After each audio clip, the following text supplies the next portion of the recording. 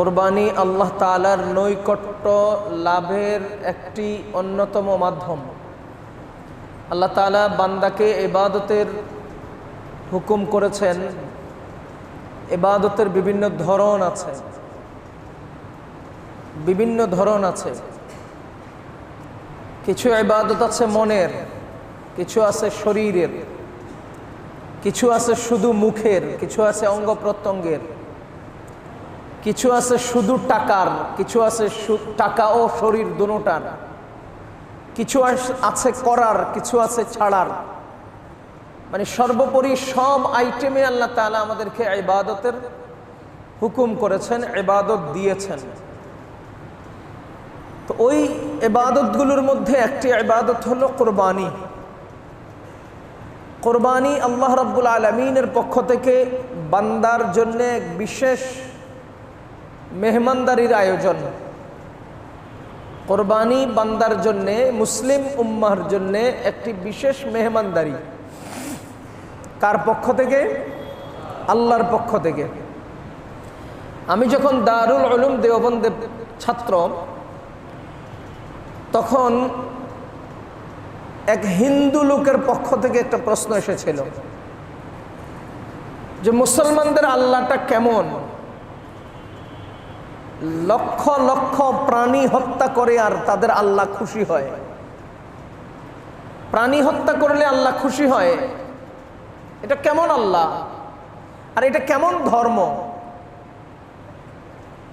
তখন আমাদের সাথীদের মধ্যে বিভিন্ন জন বিভিন্ন জবাব দিয়েছিলেন। সেদিন আমি একটা জবাব দিয়েছিলাম যে এটা প্রাণী হত্যার কারণে আল্লাহ খুশি হন না, বরঞ্চ আল্লাহর পছন্দের ধর্ম ইসলাম অবলম্বী মুসলমানদেরকে আল্লাহ মেহমানদারি করে খুশি হন। যে যে দলকে পছন্দ করে সেই দলের কর্মীদেরকেও পছন্দ করে। আল্লাহ তাআলার প্রিয় ধর্ম হলো ইসলাম। ইন্নাদ দীনা ইনদাল্লাহিল ইসলাম। যদি কিছু লোক শাহবাগের চত্বরে গেলে বড় বড় বিরিয়ানির প্যাকেট পাওয়া যায়, খাওয়ানো হয়, সেখানে গেলে খাওয়ায়, যারা যায় না তারা পায় না। তো আমার দলে যদি কেউ আসে, তো আমার দলীয় ফান্ড থেকে যদি তাদেরকে কিছু বিশেষ পুরস্কারে পুরস্কৃত করা হয়, তো আল্লাহর পছন্দের ধর্ম ইসলাম, ওই ইসলাম অবলম্বীদেরকেও আল্লাহ বছরে একবার বিশেষ মেহমানদারি করে। এটা আল্লাহর বিশেষ মেহমানদারি। তো কুরবানি এটা আল্লাহ তাআলার বিশেষ মেহমানদারি। বলেন কুরবানি আল্লাহ তাআলার, বলেন তো আল্লাহ কোন ত্রুটি যুক্ত না ত্রুটি মুক্ত? সুতরাং আল্লাহর পক্ষ থেকে মেহমানদারির জন্তুও হতে হবে ত্রুটি মুক্ত। শিং ভাঙ্গা গরু দিয়ে কোরবানি চলবে না, ঠ্যাং ভাঙ্গা গরু দিয়ে কোরবানি চলবে না, কান কাটা কোরবানি চলবে না, চোখ নেই কোরবানি চলবে না, লেজ কাটা কোরবানি চলবে না। কেন? কারণ এটা মালিকের পক্ষ থেকে মেহমানদারি, তিনি ত্রুটি মুক্ত, তার জানোয়ার হতে হবে ত্রুটি মুক্ত। এজন্য তার মেহমানদারির যে জন্তুটা হবে সেরা জন্তু হবে, সেরা। দ্বিতীয় নম্বর, কিভাবে বুঝলাম এটা যে মেহমানদারি? আপনারা বলেন তো বছরে কয়দিন রোজা রাখা হারাম? 5 দিন। বলেন কয়দিন? 5 দিন। এর মধ্যে রমজানে একদিন রোজা, মানে রমজানের পরে রোজার ঈদ একদিন। সেই দিন ঈদ কেন? সেই দিন ঈদ আল্লাহ তাআলা ওই 1 মাস রোজা রাখার পরে আবার যে 11 মাসের একটা মাঝখানে গ্যাপ আসতেছে, এই গ্যাপের মাঝখানে একটা ফাঁকা, একটা হাল, একটা ব্যবধান তৈরি করার জন্য একটা বাধ্যতামূলক দিবস দিয়েছে যে ওই দিন তুমি রোজা রাখতে পারবে না। কেন?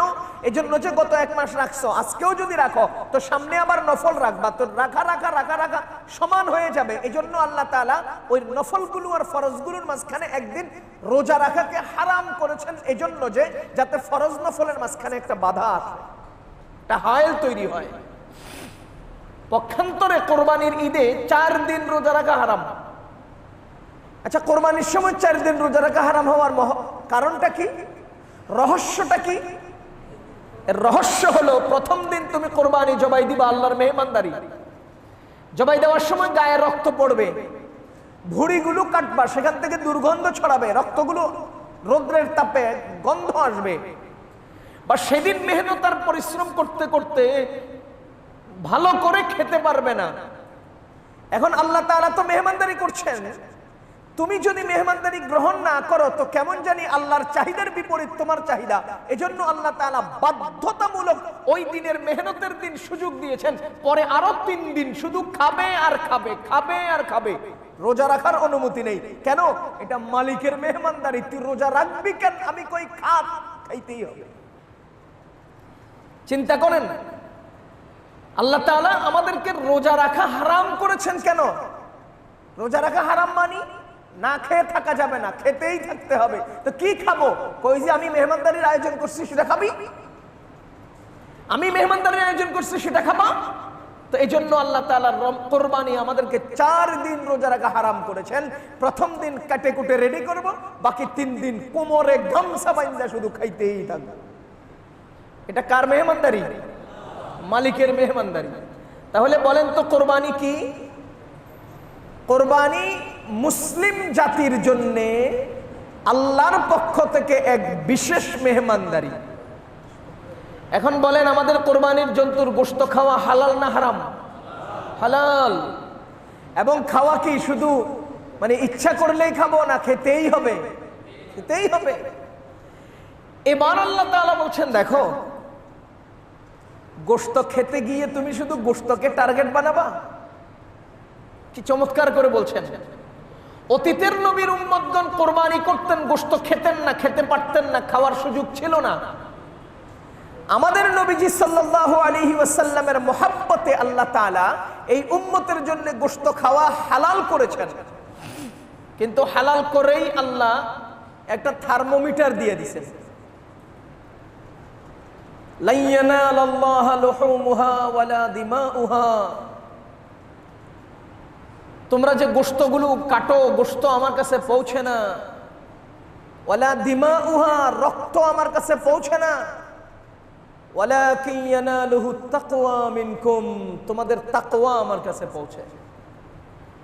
একদিকে আমাদের জন্য খাবারকে হালাল করেছেন, কোরবানির জন্তুর গোশত খাওয়া হালাল করেছেন, আর একদিকে আমাদেরকে আবার বলে দিয়েছেন যে গোশত কিন্তু আমার কাছে পৌঁছে না। আরে রক্ত আমার কাছে পৌঁছে না, আমার কাছে পৌঁছে সেই উদ্দেশ্যটা কি? উদ্দেশ্যে তোমরা কোরবানি করেছো? সূরা কাউসারের মধ্যে আল্লাহ তাআলা কোরবানি করার উদ্দেশ্য উল্লেখ করে দিয়েছেন, ফাসাল্লি, তোমরা নামাজ পড়ো, লি রব্বিকা, তোমার রবের জন্য, ওয়ানহার, এবং কোরবানি করো, লি রব্বিকা, তোমার রবের জন্য। তুমি নামাজ পড়ো কার জন্য? কোরবানি করবা কার জন্য? আল্লাহর জন্য।